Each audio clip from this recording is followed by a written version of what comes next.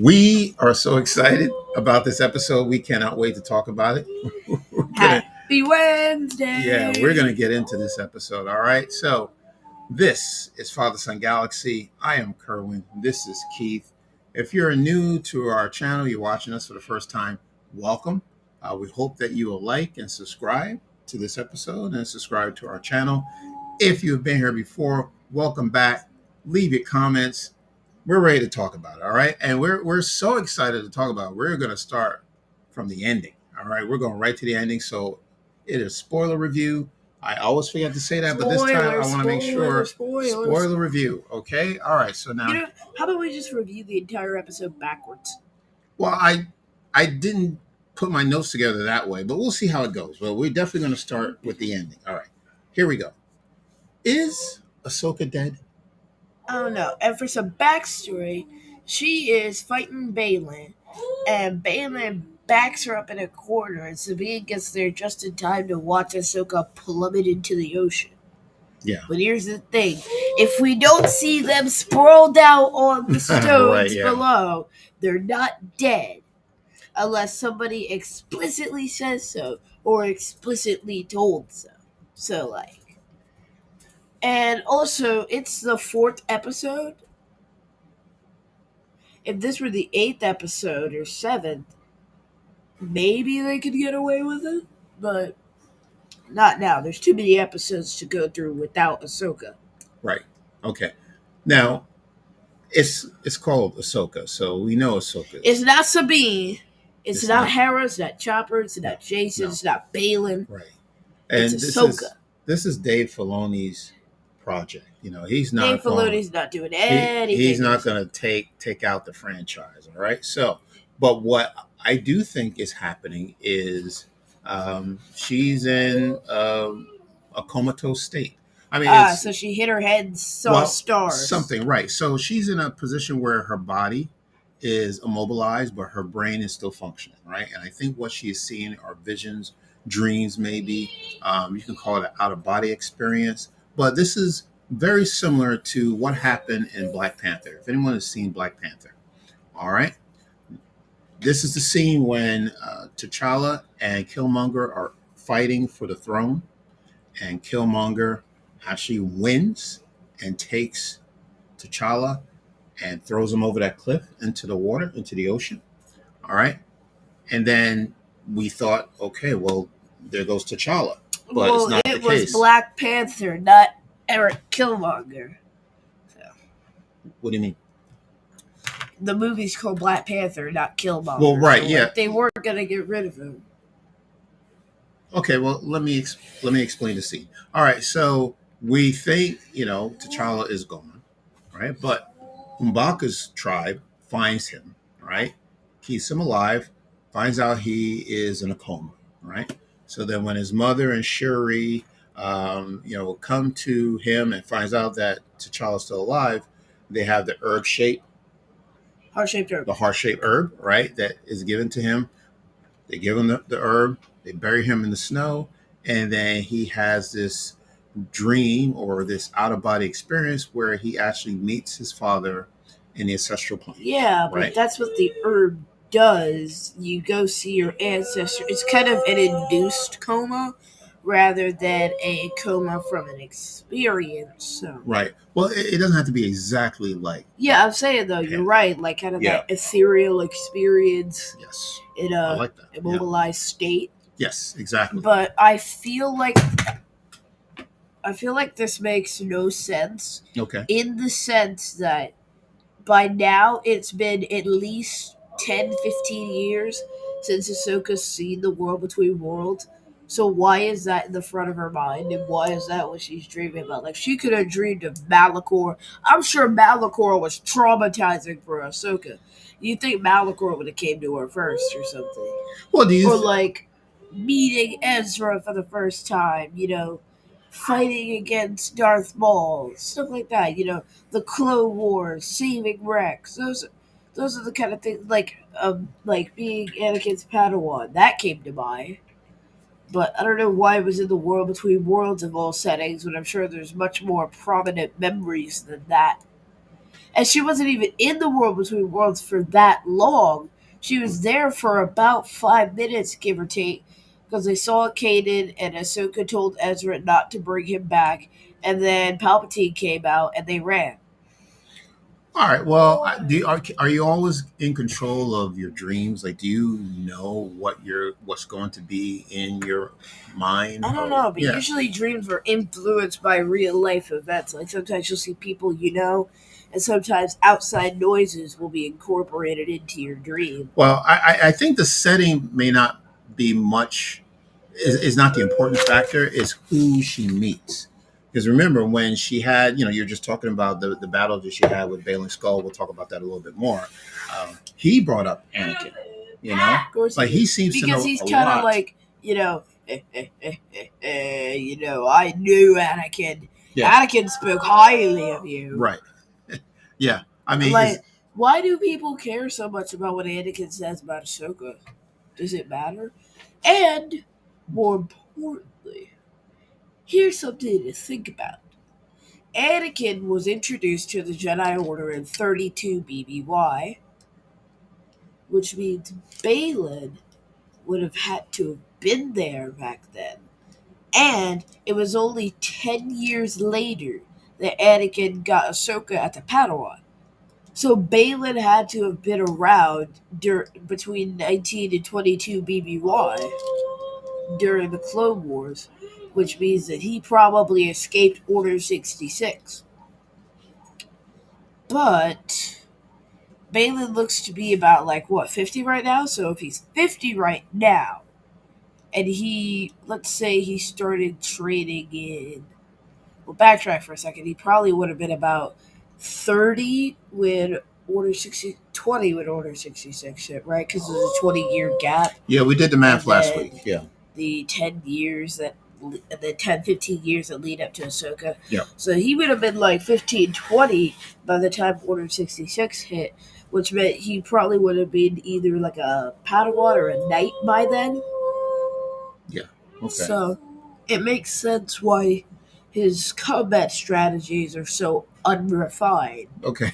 All right. Well, I want to stick with the ending. All right. Let's go back to the ending. But before we continue, let's see who's in the chat. All right. Who do we have? Thank you so much for joining us. Dallas! Dallas, nice to be here again. It's always nice to have you. Thank you so much. This is an exciting episode, so we can't wait to dive in. All right, and we have Charlie. All right, thank you, Charlie. Thank you so much. All right, Charlie is here. I can't wait. Amazing episode. It was absolutely an amazing episode. We're going to talk about it. I think Keith and I may have some different thoughts about it, which is great, which is fine. Aiden, thank you so much. Hey, back to you. Thank you. Thank you. All right. And then Alex. All right. Do you think there is a supernatural location like a Marvel World Between Worlds in the MCU? Well, I mean, it's different strokes for different folks, honestly. Like, remember in Moon Knight, we saw the Egyptian afterlife, like the Field of Reeds, and then we saw the Eternal Plane in Black Panther. Mm-hmm. So, I mean, it kind of differs. Depends on the character, what their beliefs are. And there's Not also one particular. Valhalla for Asgardians. That's true, right? It's not one particular place. It really depends on the character, their culture, their background. Yeah. Yeah, it really depends on Yeah. who you're talking about. So, Exactly. Yeah. And then it seems to me that this world between worlds seems to be related to just Jedi, right? So that's who we see. yeah, we only saw Yeah. Jedi or people who are Or training force to be. sensitive. Yeah, or force sensitive, right. All right, so finishing up my story with the Black Panther. So T'Challa meets his father in the ancestral plains. Um, his father is saying to him, your work is done. Why don't you stay with me and the rest of your ancestors? And T'Challa says to him, well, no, I still have plenty of work to do. I am not ready to go. I am not ready to be with you right now. I have things that need to get done, wrongs that have to be righted. So he walks away and then he awakes from his coma, right? I think that's where we're going with Ahsoka. So her meeting Anakin, he's not a force ghost, right? To me, it has to be a dream. And then what I think is going to happen is that he is going to, well, we'll talk about it a little bit more when we get into, um, why this is important. This talk with Ahsoka and Anakin meeting, there's a purpose for this, right? Because for so many years, I believe Ahsoka blames herself for what happened to Anakin. And I think she needs to have a heart to heart conversation, like a reconciliation with Anakin so he can explain to her, Mm. no, it's not true. It's not your fault. And what could happen in episode 5, we don't know, but he's going to show her maybe different scenarios. If I if hope not. if it would have went this way, then this would have been the outcome. Or if you would have stayed, I think Anakin would have fallen to the dark side. You know what I mean? So it doesn't Yeah. matter whether Ahsoka was there to save him or not. I think he was at a point where he was far from anybody saving him. Honestly, I feel like Ahsoka could have saved him. Yeah. Because even when Palpatine tried to turn him, Ahsoka could have been like, Master, this isn't the way. And then he would have been like, you're right, and he's trying to deceive me. Yeah. And then Padme would still be alive, and Ahsoka wouldn't have been kicked out the Jedi Order. Obi-Wan wouldn't have been in exile. Luke and Leia could have been raised with their birth parents instead of being split up and not knowing each other existed. Well, this is good what you're saying. Can you imagine if episode 5 is a what if episode? And I know but think about it. You may not think what if in Star Wars and time travel doesn't work in Star Wars, but think about it. The world between worlds, first of all, and the other thing about this has to be a dream is because the world between worlds was destroyed at the temple in Lothal, right? So it Exactly. doesn't exist. So it's got to be in her subconscious that this is happening. She's seeing her master since the last time, right before he left to go to Coruscant. But I think she's going to see how her life would have played out if she would have stayed in the Jedi Order. I don't know. That's what I think. I think it'll be very fascinating to see what happens in episode 5. I know we're jumping ahead to episode 5, but I I think it's going to be a very emotional episode because like I said, Ahsoka will finally get to talk to Anakin and tell him exactly how she feels about him. Yeah. It might be one of the most emotional episodes we've ever seen in Star Wars. So I'm just prepare yourself for that. All right. Now. But all right. So that's what I think. So she's fine. She's going to go through this. It may even be the entire episode may just be Anakin and Ahsoka, which I would be okay with. But at some point, yes, Anakin is going to let her know your job is not done. You need to go back. You need to find Thrawn. Stay on course. And then she awakens from her coma, and then she is found by Hera and Jason Sandula. And Carson Teva. Right. Yes, she will be found. She's fine. Okay. All right. But So let me know what you think out there. Do you think it's a dream? What's happening with Ahsoka, or do you think that she's actually gone, and this is the afterlife, the Jedi afterlife? Nope. Okay, all right. Or is this something else? Yeah. Yeah, go ahead. And I'm thinking, hopefully they don't pull a Mandalorian on us and devote an entire episode to a side plot that goes absolutely nowhere by the end of the show. That's fair enough. Okay. So you don't want the episode they did to that just one be episode with Dr. Pershing, which ended Yes. with him getting tortured, and then that just ended up nowhere. Although I did like that episode, We but still don't know what happened. well, right, you had a very good point. We don't know if he's alive or what happened to him. We just got his memory wiped. But I Dave thought it was Filoni, please tell us what happened. At least, like put out a tweet, like how James Gunn gave us the backstory for how Nebula got Bucky's arm.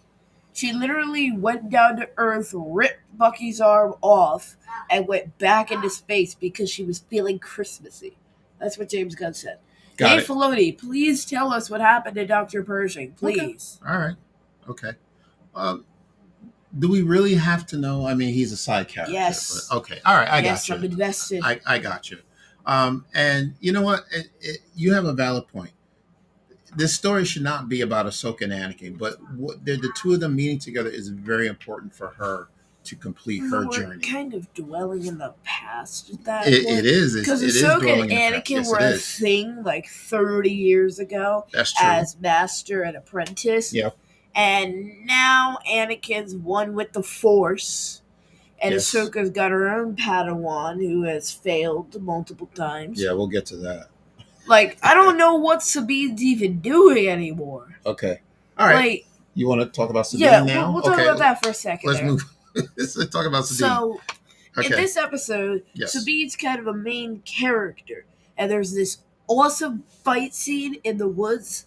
Basically, after that explosion that started off the third episode, Hu Yang's doing repairs, and he gets ambushed by some droids, and he's holding his own in this fight, like some real rock'em sock'em action there.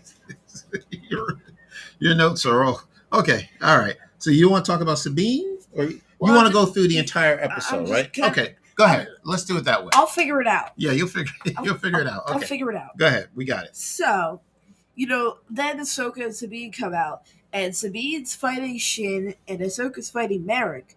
Yeah. And at the end, Ahsoka pulls this speedy move, and I've seen this in anime. Like, the main character will take their swords, and they'll dash forward through their enemy, and just stand still as the enemy crumbles. Yes. And Merrick just, dropped his saber and let out this blood-curdling, god-awful hiss and scream, and literally turned into a cloud of green gas, which I recall seeing in the Clone Wars as being Night Sister magic. Now, could this be tied to some sort of thread Morgan Elsbeth's been spinning? Because we know she's part Night Sister at this point. That's a good point. So, logically, it would make sense that she summoned Merrick in some way. Like, there is no chance of him being Ezra, because Ezra's not magic, and I feel like Ezra would have either taken off his helmet and revealed himself, or, not turned into green gas. So we can now put that rumor to bed, right? So we know Merrick is not Ezra Bridger. So I think we're all on the same page now. We can stop saying that because it was never true. On my nerves. It was never true. So what was the base behind that theory? Yeah, well, there was no. Somebody explain. Okay, Merrick, was he even a human? Like, could he have been maybe a human at one point and then a reincarnate? No, nothing. I don't like think that. He was human to begin with, because Merrick has no speaking lines throughout the 4 episodes we've seen it. He did speak. Well, it wasn't a long sentence, but he might have said Roger or yes, got him or something. I remember him talking. Yeah, that's not really. It's not a very baseful line. Right. So honestly, he said no meaningful speaking lines. So which leads me to believe that maybe, first of all, I don't think we're going to see Merrick again. Yeah. Secondly, I don't think he was anyone important. Like, if this were Ezra or Zeb or Kanan come back to life, then we would have seen that when Merrick became one with the spice, literally. Okay. All right. So, but we didn't. All right. Are we okay? So Merrick, we got that taken care of. Yeah, and by the way, while that all happens, Sabine, Shin, and Ahsoka are just staring. It makes sense that Ahsoka's staring because she has nothing left to do at this point. She's already defeated her enemy. Yeah, she's taken down. But Sabine and Shin are dead in the middle of combat, and they just stop. Both of them have openings, but Sabine, being the one who's the hero, should have been able to notice that Shin is wide open and defenseless and taken her opportunity. She didn't even have to get rid of Shin. She could have just knocked the saber out of her hands and held her at saber point and been like, surrender or face the consequences. Something like that. Mm-hmm. And by the way, Sabine's decision-making gets even worse later on. I'll talk about that now. So, during the fight with Baylan, Sabine shows up right at the end, and she grabs the map. Ahsoka burned her hand grabbing the map, and that's why she lost to Baylan, because she's fighting with one hand because the other one's literally sizzling. And Sabine picks up the now cooled down map, and she's holding her blaster to it. So Balin turns around, and there's a good 2 or 3 seconds between Sabine raising her blaster and him turning around. And my thought process is Balin has his back turned. I'm sure he can sense that you're there, but force sensitivities, as far as I know, do not entail being able to sense that somebody has a blaster pointed at you. So for all you had to do, you could have hit his shoulder, disarmed him, and then just went to find Ahsoka. You didn't even have to get rid of him. And his back is wide open. He had his back turned to you. So Sabine is about to fire at the map, and Balin just kind of sweet talks her, like, we can find Ezra together. He's still here. And once we find Ezra, we can also find Thrawn. Come with me. Don't destroy that map. If you destroy that map, you'll never find it again. So Sabine, for some reason, Balin has literally put away his lightsaber and shut it off. There is no chance that in the event that Sabine did open fire on Balin, that he would have been able to draw his saber and block in time. It does not make sense that Sabine did not take that shot. She fired at him like 10 times and Balin deflected it earlier. But that's because he had his lightsaber out. And Sabine's not out of ammo because she's pointing it at the map like she's going to fire it, and Balin would know if she was out of ammo or not. So, it doesn't make sense why she would literally hand it over. And then Shin just kind of comes out the background and starts force choking Sabine. Yeah. Okay. And then lets her go. And the funny part is, Balin also says, "Come with us willingly." And then the next scene, she's walking away in handcuffs. Yeah, that was interesting. Yeah, but I was surprised. They're treating her like a prisoner and less like somebody who agreed to go with them. okay. All right. So that is the wrap up of the episode pretty much. Yep. Okay, so Oh God, yes. yeah, okay, that's fine. All right. Side plot, Yeah. hyperspace ring. So Yeah. Hera, I'm questioning her decisions too, because Jason comes with her on this mission, but the problematic part is this is the most dangerous mission Hera could have possibly picked to bring Jason on. Like, she could have brought Jason on a mission to retrieve fuel or, like, spy on the Empire. That last one being dangerous because the Empire's not really around anymore. It's just, even the remnants are pretty much dissolved at this point, or, like, spy on Imperial sympathizers. But she brought him on a mission where three Force sensitives and a Night Sister refugee are there with their fleet of enemies, with a fleet full of droids just waiting for you, where 2 Jedi and an ancient 10,000-year-old droid are not strong enough to stop them, and you bring a fleet of 5 X-Wings and your son. You brought your 10-year-old son on a mission with 3 Force sensitives, a Night Sister, a fleet of droids, and a 8-jet hyperspace ring involved that literally explodes and takes out 3 experienced X-Wing pilots. Okay. And Jason's not in the back. He's at the front co-piloting. Yes, he is. Okay. Let me know when you're done, because I'm gonna jump in there. Okay. All right. So that's a lot of information. So I want to talk about the point that you made about Jason. Now, I thought the same thing. Why is Jason there? Okay. Well, Alex says agree that Sabine could have shot Balin from the back, but yeah, seems like many shows, movies have the issue to prolong the story. Yeah, sometimes Flash does that. Mhm. Like, every single time Flash apprehends a villain, he stops to talk for like 30 seconds.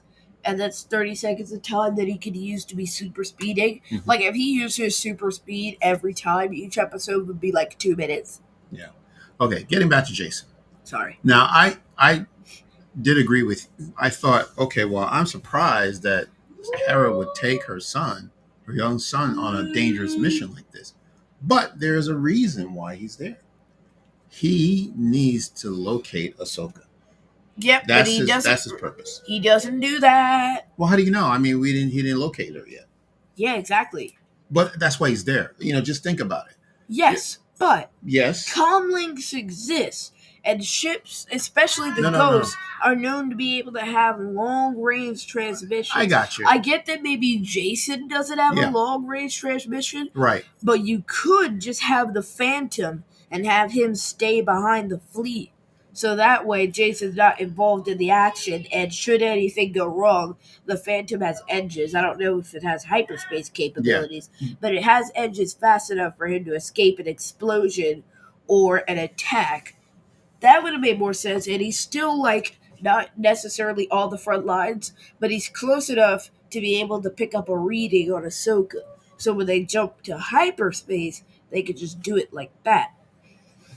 Well, I think. Also, to the same point, Yeah. Home 1, I'm sure it's pretty far away from Cetos, which is where Ahsoka and Sabine and Huyang are. So, how would he be able to sense them over there in the first place? It wouldn't make sense for them to go to Cetos and then have Jason search for them because they wouldn't know where to search in the first place. Didn't Huyang put out a transmission telling them exactly where they were? So Jason didn't really have to sense them. Huyang gave them coordinates and told them the planet so they could just track the sensor. Okay. All right. So then. All right. So. I'm not saying you're wrong. No. But I'm just saying disagree. there might be other possible scenarios. Yeah. You want to play it safe as a parent to leave your child behind.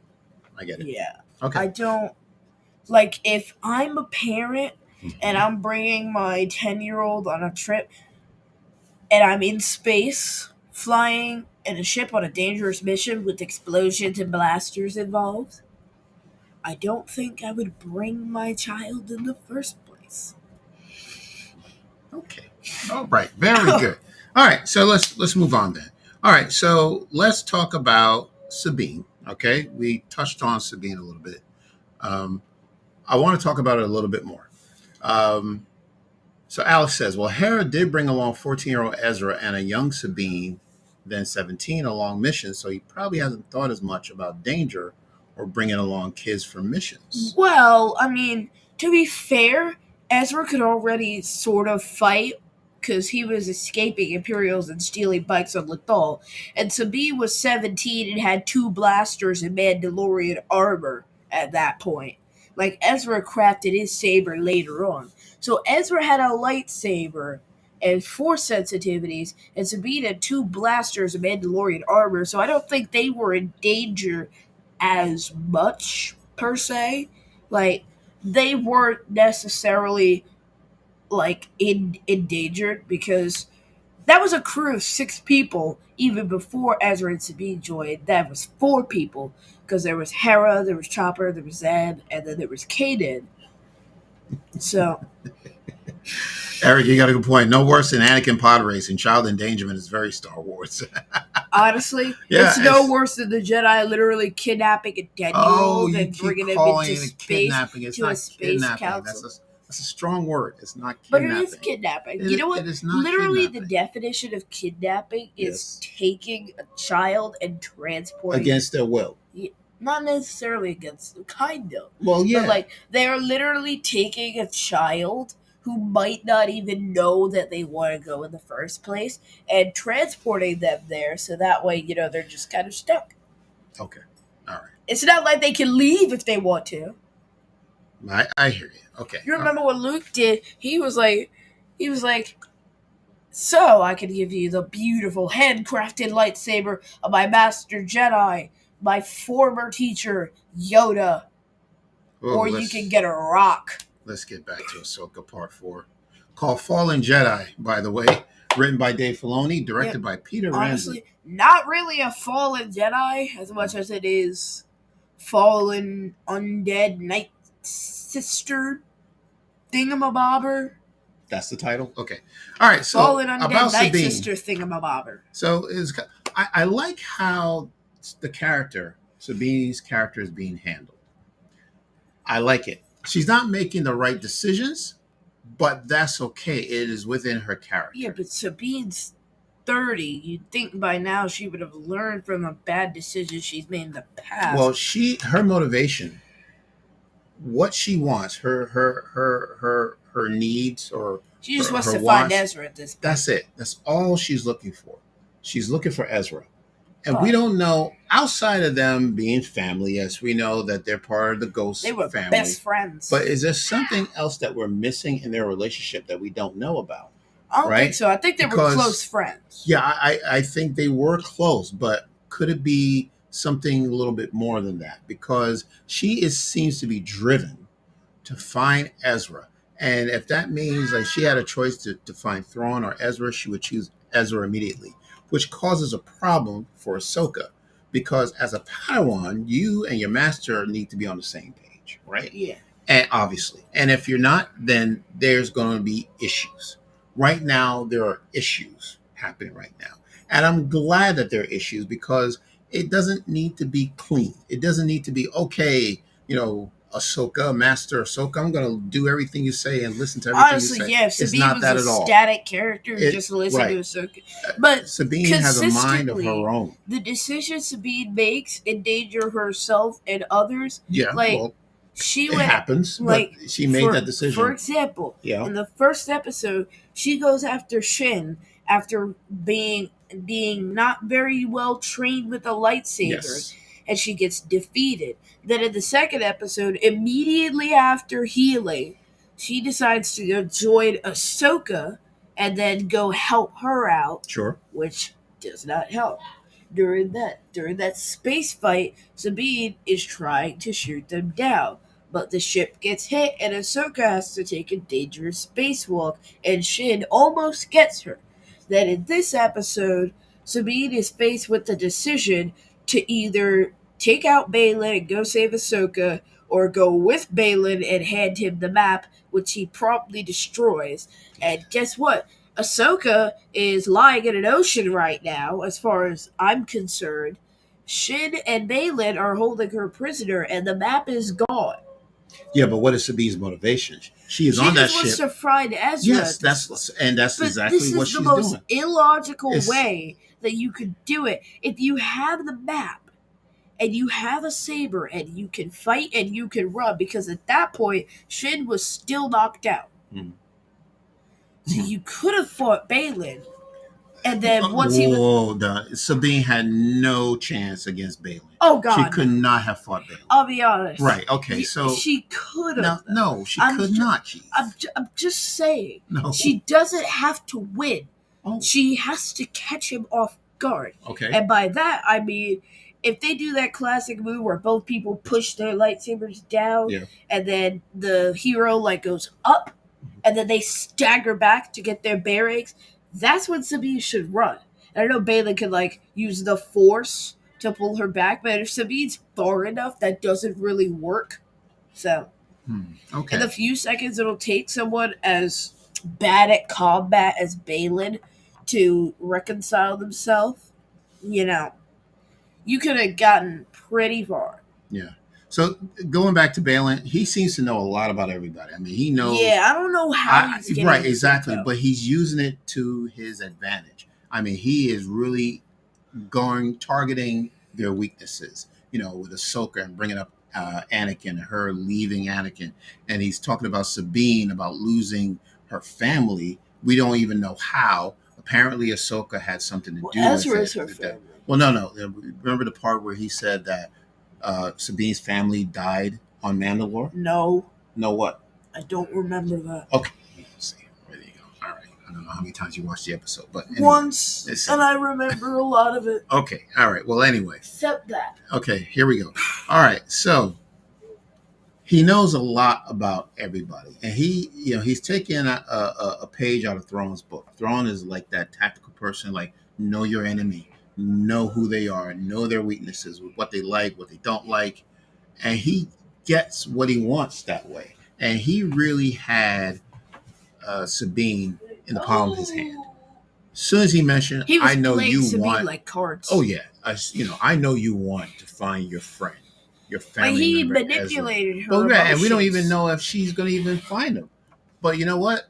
That's what she wanted. That was her motivation from the very beginning. Even if it meant losing her master, which apparently she thinks has happened, I is don't gone. It doesn't matter to her. She wants to find Ezra. see That's her goal. here That's is her the goal. thing right now. Yeah. I know that Sabine is just heck bent on finding her friend Ezra, probably even like a brother to her at this point. So could be. she's trying to find Ezra. At least. Yeah. But Yeah. I feel like you should prioritize. Save the people you know are alive Well, right now before you save the people whose lives are in question. that's And I an don't excellent point, Keith. And I don't mean as in they're about to die if you don't do something. Well, we don't know the I fate. mean, we literally do not know the status of their Exactly. life as of right now. Exactly. So, seeing as Ahsoka has just fallen, she's likely still alive. Mhm. So if Sabine had just ran past Balin and jumped into the ocean, she could have picked up her helmet and ran. I'm sure the helmet has filters. Okay. I don't think they last more than like 10 minutes, Yeah. but she could have. And I'm also sure there's things for you to land on down there, considering it can't just be standing on literal thin air. There has to be like a little side that leads down to the water that you could climb back up on from the shore. And you could grab Ahsoka, you could go back, and then boom. Balin and Shin would probably be gone because they would think like, oh, she just jumped into the water. We don't need to worry about her anymore. That's a very interesting story you're telling. But Okay. she could have saved Ahsoka Yeah. and gone back. And she could have even taken the map with her. Because at that point, she had the map in her hands. So she like kicked Balin in the shin, pun intended, and then ran past him with the helmet and the map. She could have ran down, got Ahsoka, and then hid out above the water until Balin's gone, and then came back up, grabbed their ship, found Huyang, and escaped. All right. It's so simple. And now the entire crew is split up. The last thing Huyang said to them was, "Please stay together. Do that for me. You know, you're better together." Yeah. And that didn't happen. Sabine just literally abandons Ahsoka. I get how much she cares about Ezra. I really do.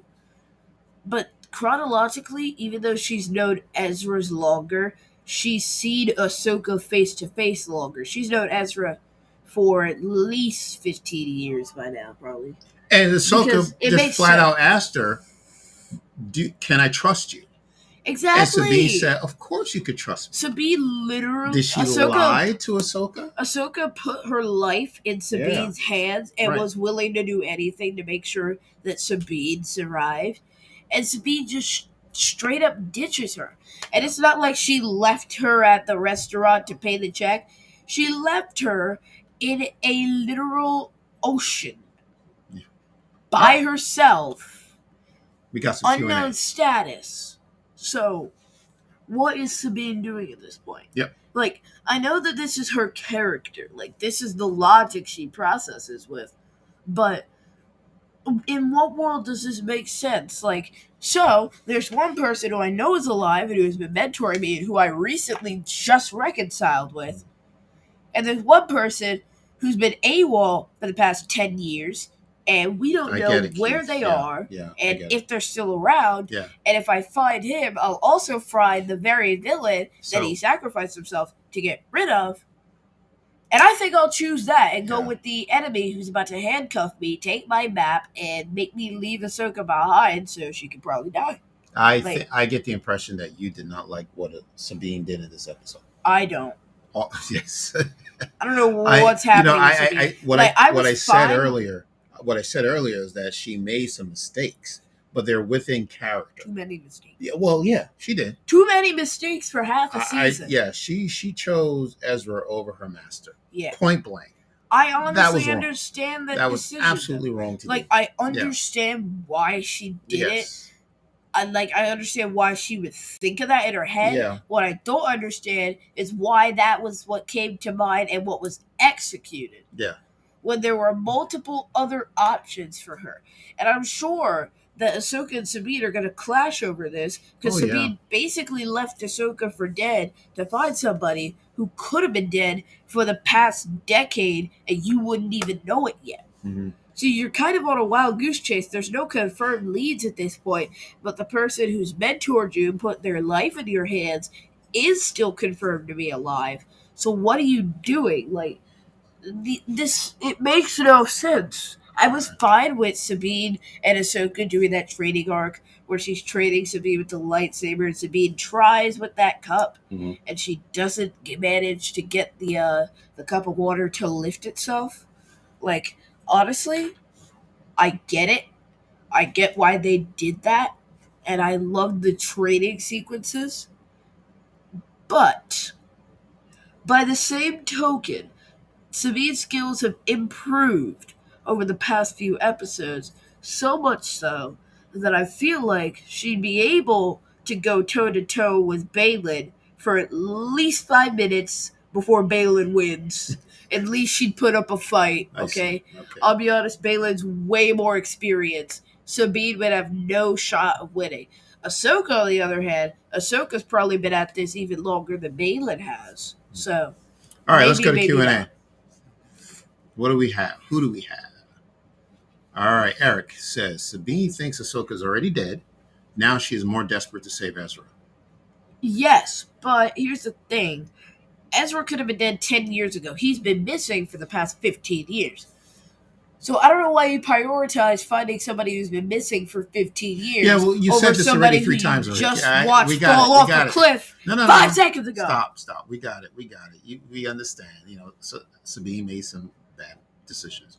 We got it. I'm literally Okay. losing it. All right, yeah. So, all right, let's get past Sabine. So let's say that's a great point, but I'm sure the grief and trauma that Sabine's been through overwhelmed her and made her not think of saving Ahsoka, taking the map, shooting Balin, etc. Good point. Yeah. Good point. Right. Yeah. Now. Okay. All right, so we're gonna move on. So I want to go back and talk about all right, just to finish up with Sabine because I want to talk about the fight. The battle between Sabine and Shin. I actually thought Sabine looked very good. She has learned. She's picked up a lot, but she went back to what she knows well. It took me back to the episode again, right? The episode from Rebels where where Kanan was training her to use the dark saber, right? And then one of her Mandalorians. Fenn Rau, right, gave her this bracelet called the Mandalorian Van Braces, right, where it has a grappling line, paralyzing darts, repulsor, all designed to combat the abilities of a Jedi, according to Fenn Rau, right? And she had that bracelet and she used it, right? So it's pretty cool that she went back and, she does what a Mandalorian is supposed to do. She uses her weapons, her resources. That was pretty cool. So I thought that was very nice. And did you notice that Shin took off her robe? Yes, her cloak? I did. Isn't that wonderful? Like for Jedi 101? Shin, I guess Shin got the memo. Yes. She took her cloak off during this fight. Yes. So she, just you don't need all that material. Just get rid of it. Anyway. I think I will say something though. I think maybe Shin was underestimating Sabine. I think so. In yes. The first fight, but now that Sabine's had some time, she kind of is understanding that Sabine might be a little more powerful than she first believed. Right. And then, by the way, see, this episode was full of action scenes. So let's talk about Balin and Ahsoka's battle. That was an amazing fight. Wasn't that the very same battle where we saw Ahsoka literally push her saber through Balin? Well, right. So I don't know if that is going to happen later on or if they cut that scene out. It might even be a memory. Like maybe to add to your theory of Anakin showing her possibilities. Yes. Maybe that was one of the possibilities. One of the outcomes. Or maybe we just misread the angle. Yeah. Maybe what we were seeing was the wrong angle. Like the saber didn't go through Balin; it went to Balin's side instead of through him. It went through. We saw it. But I will be honest. I watched that blade go literally. And we even paused boom. it. So I we took we two don't know if screenshots of that's that. going to be in the series. It might be a cutout scene. Who knows?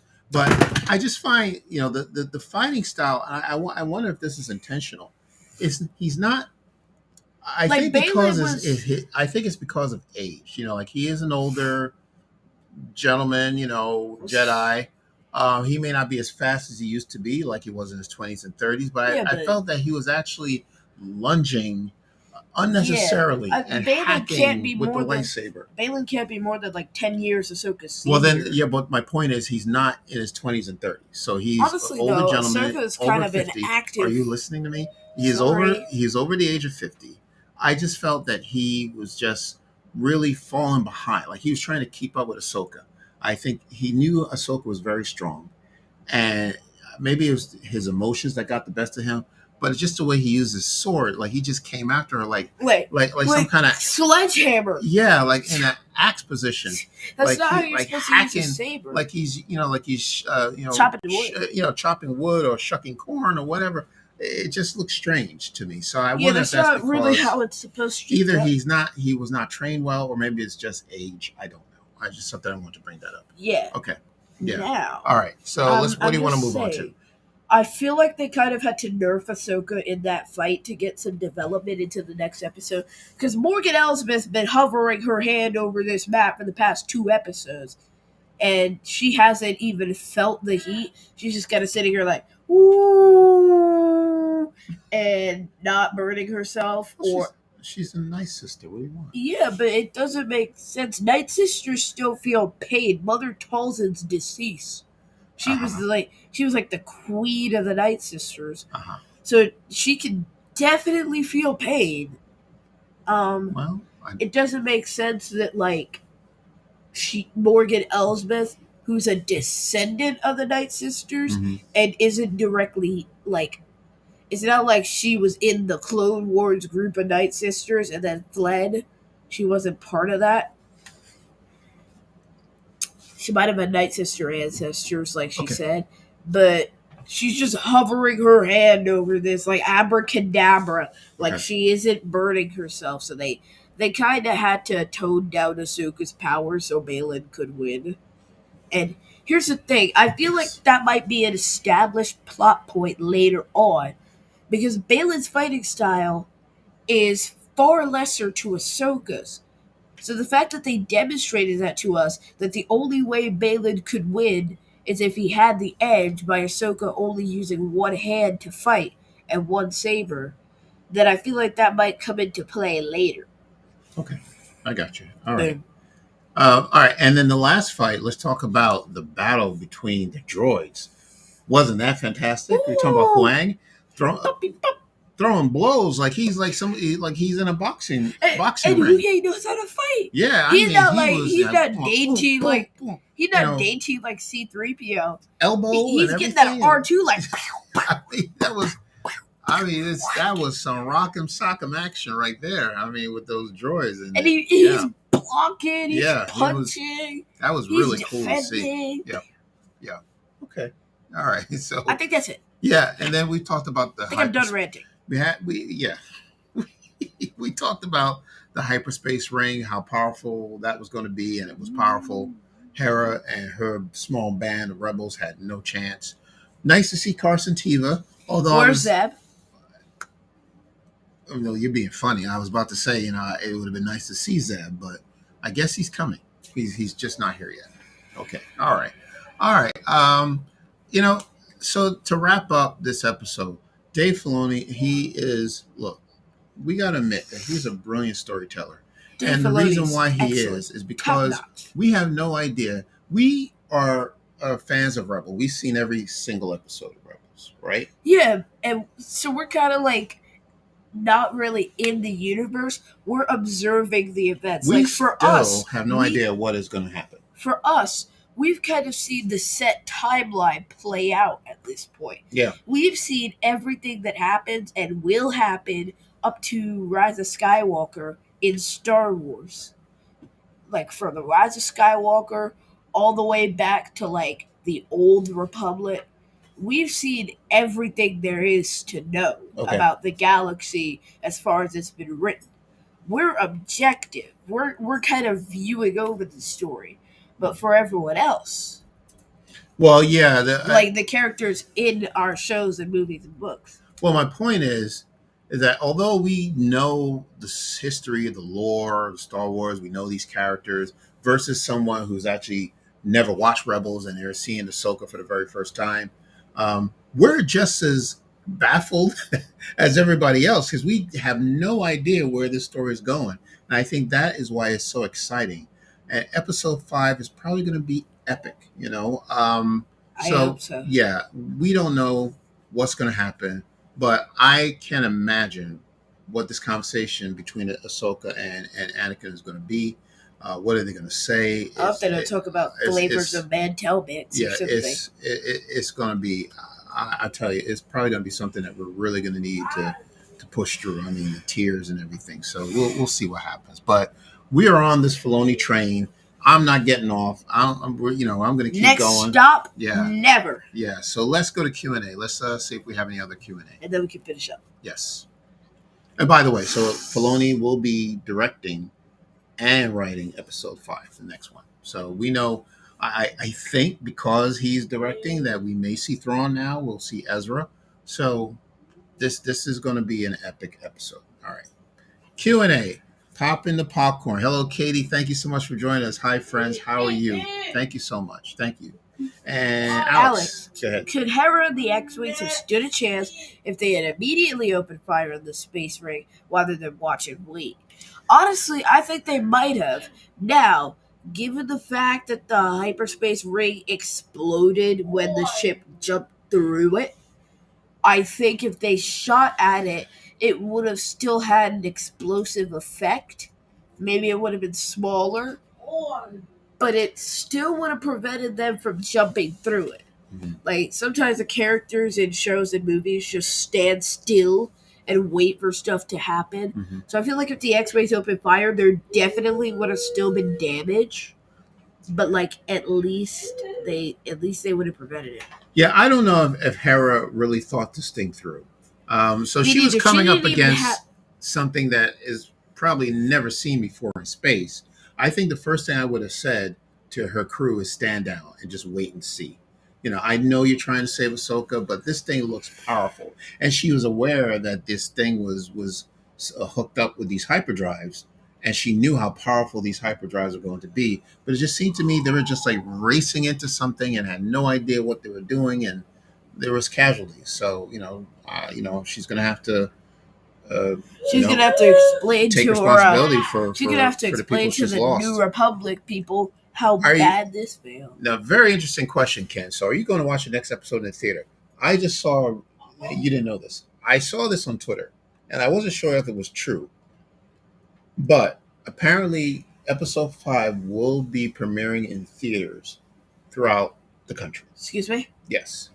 So this is like the first time a TV show is premiered in theaters. Yeah. So I don't. Well, first of all, I checked to see if there was any theater nearby that's playing nearby. It's not.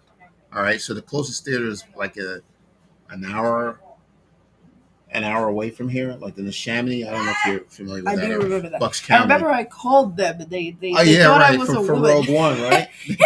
They thought I was a woman. They thought you were a woman? Yeah. I didn't know that. Because I asked them if they had any showings for Rogue One, and they said, "No, ma'am, I'm sorry." And I'm like, "Do I sound like a woman to That's you?" pretty funny. I didn't know that. Okay, all right. Well, like, do I sound like a woman to you? Yeah. So Ken, I heard it. As far as I know, it's not playing nearby. So You know what? What? And we're not going to another state to see it. Where we go? What? Well, the Chamonix in Pennsylvania, right? Yeah, right. But it's still too far away. I don't know. We'll see. Wow. Philadelphia is like there's one outside of Philly. I think that's the one that we were talking about, Ken. The one in the Chamonix. Exactly. Philadelphia is like an hour away. Yeah. Right. So it's not in Philly. It's outside of Philly. That's exactly right. Yeah. Go ahead. I say Philadelphia is an hour away, so you figure it'll be give or take 10-20 minutes added. So it's not that far. Well, you're not the one driving. I mean, look, we'll see. We'll see. I'm not going to say anything. All right, what we got? Okay, all right. Okay. All right. By the way, if we do that, we should take the car because it's like 45 minutes. Oh, he definitely. Ooh, you know what though? Yeah, I think maybe this episode will be like TV movie length, like an hour. could be. Because there would be no sense in premiering a 45-minute show in theaters. But Mm, if it's like an hour, yeah, then that would make sense because movies are like usually an hour and a half long. I don't think Ahsoka will be an hour and a half long.